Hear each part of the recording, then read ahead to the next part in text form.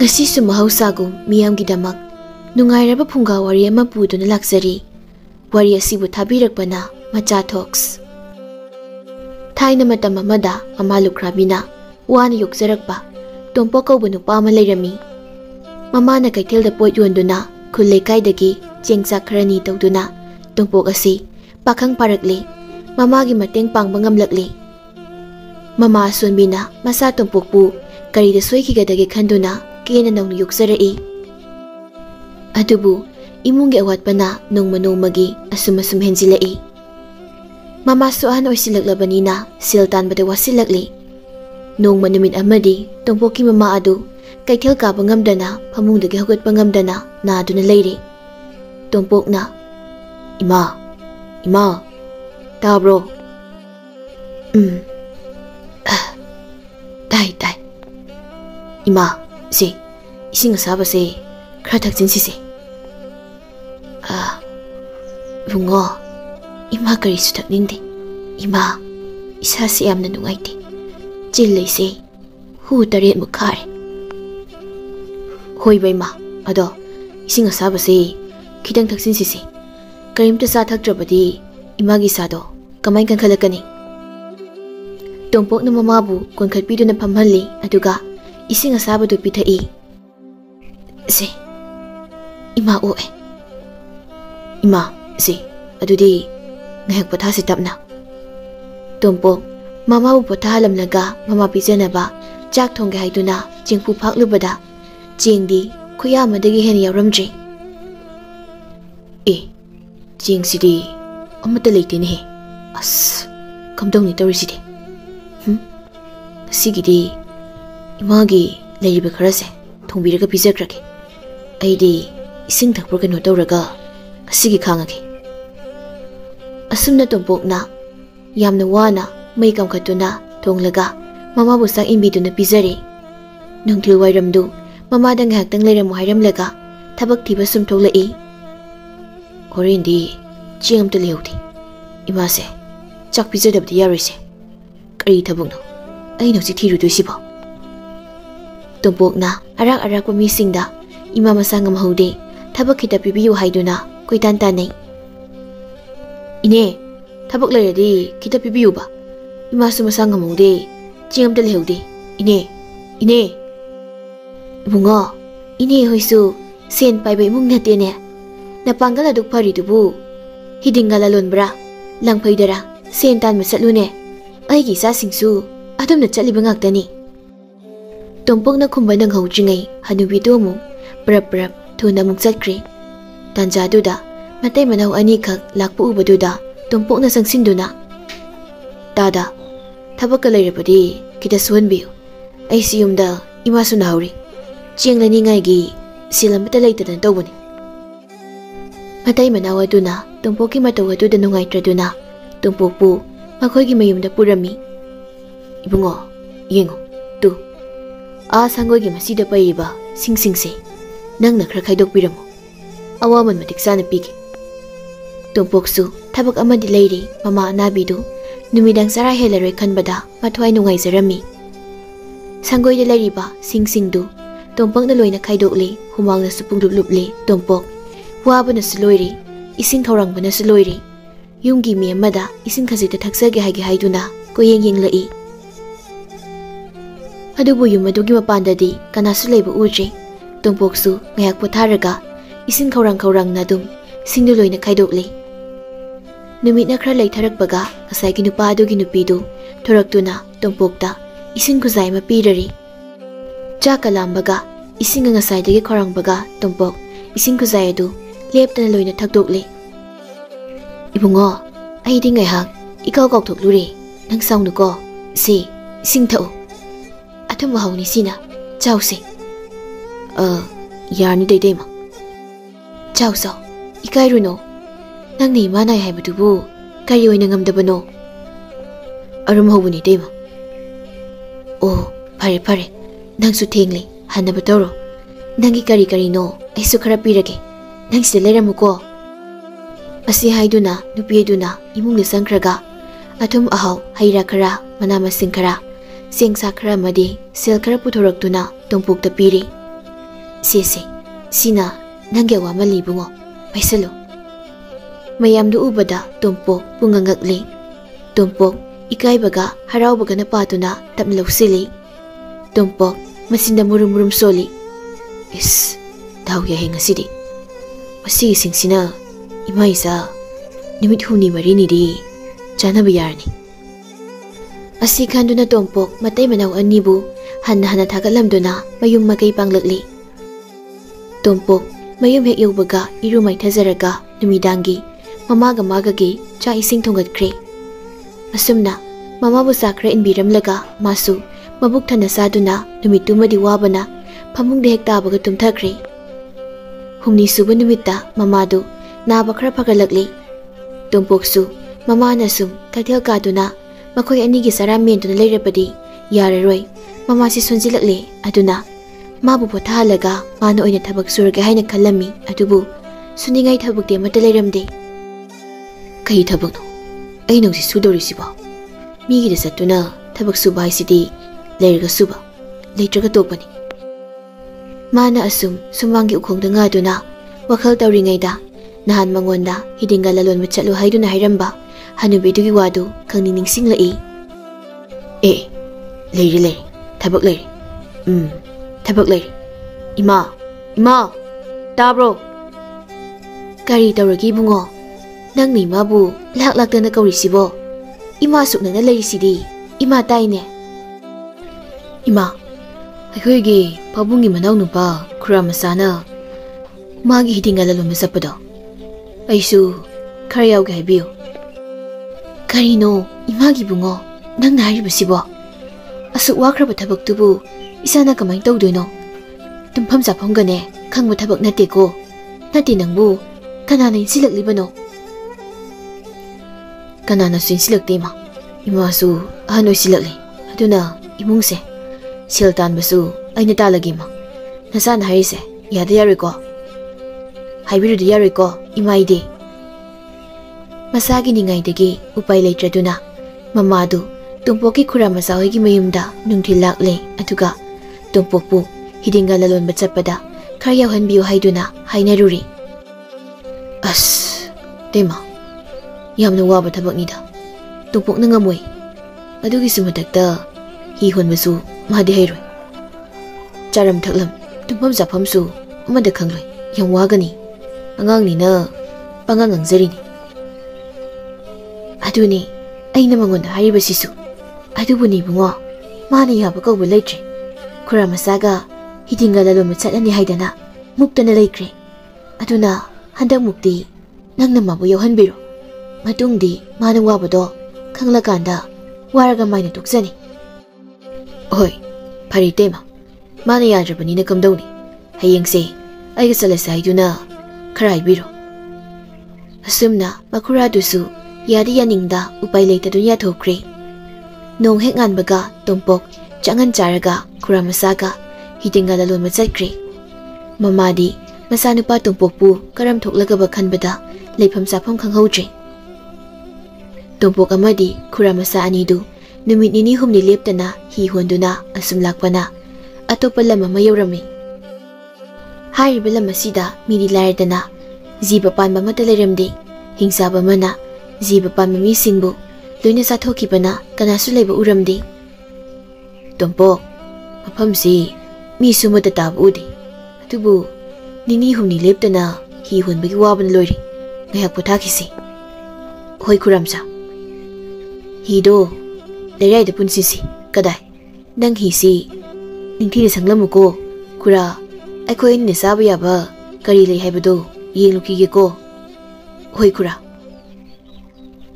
makhurasu Tompokpu hi sanghalamlaga sana thaknaba kari lei haiduna koina thiba satkre. Makhura sakiba matung ngayak leiraga Tompok wamanduna asum uiri tawrakpaga nupi masa leisabi khara wari sanabagi nokpagi makhol taraklami. Makhol du tabada Tompok uirambadagi khangpre khangi. Ais kaidi nupigi makhol no sidi saidi mi amta leiba mande karomdana makhol sidi. Oh asomdane. Tompokna hidagi kakhatuna koyang yengbada laptakna masak matau fazakrabi nupi leisabi ani phak amada phaminaduna noknoktuna wari sanaribadu tongpongna uri. Ais, kanagi masasino onthokna fazakreda. Kanano karino karaidagino amukte sangsinduna hangnukigi masiri. Adubu tongpok lakpu ubada leisabi nupi anidu phak aduda phamlambadagi swai launa khangmangmang thokri. Madu ubada tompo pungangakri. Makoy anina ngasay phamlamba sanagi phak adudi adumakta adu lehurami. Tompok na sangsinduna sanagi phak adu paikhattuna koyeng asum yenglingaida makhurasu chana thaknaba khara makhuta paiduna puraklami. Bungo, tompok, kaidaure? I, karaidagi sanagi phakno nangna pairibadudi. Khura, sumdawbuni. Khura na sakringaida mafam asida masak matau yamna phazabi leisabi ani khak phak asida phamduna wari saduna lerami. Aduda aina kanano karino hange haiduna changchilubada makhoi anidi mangthokri. Phaksi matang taduna lehori. Phare. Makhoi anido soidana heloi oiramba tare. Makhoina lamana sagi awabadu ubidana sanagi phak ado soidana thambiram oiramgani. Hojikti namana sagi awaba soidana koklani. Bungo, adudi khurana purakliba sanabasingse sathoklaga khuraga halasi. Lao lao. Khuramcha, aidi makhoi anido mira natraga laira haiba chapsabi ma khangri phawdi yumda halarage khuramcha. Hai hai, bungo, nupa masa Adomna tawnu ko nang itay mana mathwai wagani ko phatte ko tawganoi bungo. Khuramcha, nasabu warobinu. Se, khura, phagasi khura ni imada khara bibiram. Masa aina pirakpani haiduna tambiyo. Khuramchana phana themlabasu tompongna hankiroi hani yadrabada makhura du su pai leitre. Phare tompo, nangna ma yadrabanina nang mafam asida lehoro. Adubu ngasidagi tarekni suba numita khura amuk mafam asida lakani.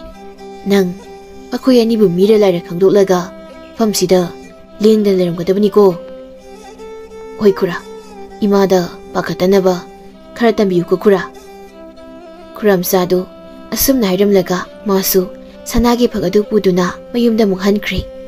Mafam aduda tompokti nupising adu mira laira thinaba haiduna lehorami. Asumdana tompokna thengnariba nupi anidu asama leisabi oiramdi masak matau phazariba matik magulsu yamna lerami. Makhoi ani adu amana sorare ningthaugi masanupi Sileima aduga amana pata laibaki ningthaugi masanupi Penuleima oirami. Makhoi ani asi pikraba hayeng macha onbasu ngamlami. Ngasaygi nupi ani adu wari sanaramba jaga aduda sangsinduna tompo kari kari lai haiduna koini yenglami. Mafam asida aina makhoini si mira laira thibada kanagadaba posak khradi soida lerumgani se. Koini yenglakpada chawraba nungpa sauba ma leiribadu tompokna uri. Ais, asida nungpak amadi leina. Asi changsin hekta yengise. Nungpak adu tompokna yamna wana inkatuna yenglubada surung ama thengnari. Surung ni ne. Nungpak asina khumsinun thami boire. Aina soida changsilaga kari kari lerumgani haibada chumidana maside. Kanade sidi surung sida sangduna ngasaygi nupi anido hekta thirurageda. Tompok mamkraba surung aduda sangsinduna leisabi ani adubu thiba sumsum lakle. Phana sana laklabagi tungda angan masuru khara uba haurakle. Surunggi lambi loisilaktuna angan mafam ama tarakle. Mana lakliba mafam adu phata leibak oirami. Jiba panba sa useg amata leibagi mami uramde. Tompokna sum koini yenglakpada koidanana phazaraba pukri ama leibudu urami. Pukri asida nganu thangong ani khak sakta dun leiba thengnerami. Pukri adugi mapanda Penuleimana iruzaba loiraduna masam asangbadu samjet manba mana hatuna leibadu tompokna ururi. Ai, sigi nupisidi ngasai mangkiba leisabi anidugi manungda amani ni he. Sidi lumduni hekta yengageda. Tompok Penuleima uhundana tuminna napi marum amada sangsinduna lotuna Penuleima gi manak yaunaba sangsingkraga Penuleima gi khudang pairuri. Penuleima su magi khudang pairakpaduda mamai fatlai thorakpada ngasai makhoi gi manakta changsilakiba nupaduna haiba khangli. Penuleima na pasinda soli. As saidi hayingoduna mangkibani hausikti upai leitredana. Ibema nang mukhoyum laira natragana taibang mira asengmadu hayo. Penuleima su upai leitreduna khumlai. Aise patal ningthaugi masanupini imingna Penuleima kawi. Nang mo ngasay sorari ningthaugi masanupi aiki tasilaimaga phamduna wari sanaringayda changlakiba nupado natabra. Mani nupado aini nakoy anibu mira laira khangge haiduna aina thirakpani. Phare hausikti asengmadu khanglabanina yumda hankro yengo mafam asida aina tana siba panba mata laitribasi. Hoini aisu khalibani kariginu sibo mi sanga ama thek leibu ude. Sumdobani aigi ima ipa isini na lebak asigi sanga miyoi pumba loina tumna sikrabani. Hatkhidraba kalabi hingsabi amana tumna sathokre. Aduna nangsu mafam asida koina leiba yadi. Hausik mada masinjak thiba sakre. Nang halauro mana halaktringayda natrabadi kudong thiba soidan tarani. Penuleima aigi nangbu ubada pungaw ngawkrabani. Aduna ai nangbu yumda pudana di halaroi. Sigira sangira iraiba oizarake ai halaroi na lepe. Penuleima na phana chatlo haiduna talabasu chatlo yatrabada Penuleima su upai leitraduna yari. Tanjaduda chawraba phatrabi hingsabidusu ngangduna pairakpagi makhol arapadagi tarai. Madu tabada tumpok mapana takpiramba laiwa adu sonduna masapumanan thabaga khudakta sanaga hing ondun leikre. Penuleima na tumpokna onba sanaga hingdu leibagdagi lukhatuna magi masada tunghanduna thamli. Aduga mayum yongnaba kana selakli. Hingchabidusu mayum yoroktuna mana pharakpa samulam sadu leimaida domlauna thadarai. Misa saningi minam namida misa saningida. Penuleima na iben mafam se leiriba mi dei domdani ibena saninglaga aibu hek sathokpiro. Ihe isu nuksibibudi karigi ibena saruni ha. Ibena purakpa samuse asi oina iben sarage ko.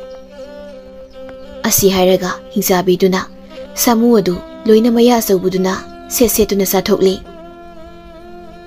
Nonganwaga hingchabidu machinjak thiba mu paikre. Hingchabi hek chakhibaga tumpoksu sanaga hing olambadagi taibang mi ama wonthorakli. Tumpok hingchabi si leitringayda aikhoini chelhorase lao thuro. Ngaiko Penuleima aikhoini senkrabadi hingchabi sina maning tamhorani. Nangi namanda pa hatkiba hingchabi se nangbu laman khumduna magisu matwai lokisi aduga aikhoini sensi. Penuleima su mama mapa hatkibagi misaktuna tumpokna hairibadu yari. Adubu chawkraba hingchabi se aikhoinina karamna hatkani. Adugidi warunu horen hingchabina machinjak thiba halakpada nang kapsino. Mana themlaklasu nang yarunu. Mana kari tawre hanglakpada ibenadi aibu pokpa imaipa lebaki mipum kuding loina sathokpikre. Aduna haying ibena sikradi ai kanaga lehawni. Iben aidi am kizai hairaga kapsino. Tongpokna Penuleimada mana tawgadaba singadu loina takpiri. Hingchabi adusu ngayak leiraga ngarang ngangduna pairakpagi makhol tarakpaga tumpoksu hanagum sanagi haying ondu leikre. Penuleima su sikraba mama mapabu kauduna kapsinarga leikre. Ho ima ho babu nasabu kanada sinaramge ho ima. Hingchabi adu Penuleima na kapadu tabadagi mana purakpa iroi adu leimaida thadaramlaga Penuleimagi manaktamna changlai. Isubu kaidaurage asuk thawai nungaidana kaplamlibasibo karina ningtungdaba leire ibenda hayuse. Penuleimadi kari sukumsinada hegi kapsinaduna leiri. Haima isubu asuk thawai nungaidribasibu kaidaurage mi. Isubu san janingbra ok janingbra kari sasaningi ibenda hayuse. Iben ay kari susaningdi. Iben ay pugning yamna nungsiye iben. Adubo ba kari tawrage ibenda hayudana. Ibenda ngamba oiradi iben tawke haridana. Nangna haidrabadi ibenda karamna khangni. Ibenadi aigi ima ipa aduga lebak asigi miyoising loina chathokpikre amata lemhauj. Adu kaidauraba hayuni hayuni. Ibendi ahag yam oiri yamna susole aidli sabi mapung phabada sungairi naha yamna oiri. Ibenda hayeng sikina ki batokladi aidi domta karamna lehawni khanbada aise pukning sum nungsirakdana kapini iben. Ay yamna kiye khaluraga iben. Ay domta laiba yamna kiye iben. Ay busu sabiro ba. Ihe angaubi sidi adugi kabli oire. Chalune he aidi yamna lubaga madana pakhatlure sese adugi dine waganusi ibene sumsi heksi roiko isuga adum laigadoini kigano. Thasade iben ibena na sinthijinarini ai nungaina baijinarini mi loina sinari sibu asuk hal oiraba iben nangmu siroi kaina haisinanu iben. Phare phare isuna do yamna thajadrabadine law iben take law. Isu thawai nungaina ba isuna thajana ba iben take law. Hingchabina Penuleima bu magi gada purakle. Yengo ada theliba tumba si ubra. Uye ben. Mase na ben agi kokni. Aduga yengoi ada theliba lirung tena sina na ben agi di khwangni. Aduga asum thangbada leiriba sembang makona se asida yauriba sembang manga asina na ben agi di thawai mangani. Hari bosinga se asina leiriba makaidi na ben aidi siba kauba nairoidabani. Asengbaro iben nangna harise. Haima asengbani ne hojik fawba nang ibemu thajadribaro. Thajai iben adudi ai tumda leiroi ko iben ga dum leirani ko. Ai yamna harawe dudi iben. Leiradabani isu iben punna nungaina leigodoini. Angaubi sidi aina nahan kai ibena ko ina sakibada pakhaluri sidi iben aisi yamna pangi ko sidaidi ibena satningmu chalo koiningba koyo iben siroi khangabani na aina yumsangdun leiramge. Aduni isu wakhal nungaina harauna dum leyo. Ado hayengdi isugi gari pubira uge hayudana. Iben hayengdi nasugi ahaw ba haira amun ba makal mayam ba hekpira uko. Penuleima su Hingchabidu sirare haiduna harau sinarami. Numitumadi masumaben anidu wari watai kaya masanaduna harau tumnakre. Makoi ani sanariba wari sing adusu sanagi hayeng ondu leiriba tumpokna sitnana loina tarami. Nongan baga Hingchabidusu hanagum machinjak thiba sakre. Hingchabi sakhibaga topoksu taibang miyam wonthorakle. Hingchabi hatnaba lambi khanglabanina makoi ani kudak asida Hingchabi asi halasi haiduna hainare. Penuleima matam leitri kanade Hingchabidu hatlamlaga aikhoini chengrasi. Sumtinada leirabadi apaboirakla. Hoi phare halasi lao. Makoi anidu Hingchabidugi kadu sangduna tumpokna kaduda Hingchabidugi makhwangna hariba lirung tenadu takpaikre. Asumdana Leren asogba maphage haiduna taramba Hingchabidu tu kyak sungi masadu asum asum sontarak lami. Ais, karino, haksang sidi. Sidi, mahong amanina. Mata amanina sidi. Hingchabiduna pukningda sum jingnarakduna lairen phaba toktuna mayum tamna ngangduna pairakle. Hingchabina arapadagi laukhongduna saptramaga loinana pairakpadu tabada tongpokna Hingchabidugi lirung ten adu madup ani thokna pek launa thudekle. Lirung adu hek tekpaga Hingchabidusu makhwang tekle. Makhwang teklabada Hingchabidu mai hauna sauduna makhwang adu soro jingduna Penuleima hatlage khanduna mayum yongno pairakle. Achacha laksaida haibu kayada haina laksariba leiramu khangani maset setuna hatlagido minai nupi.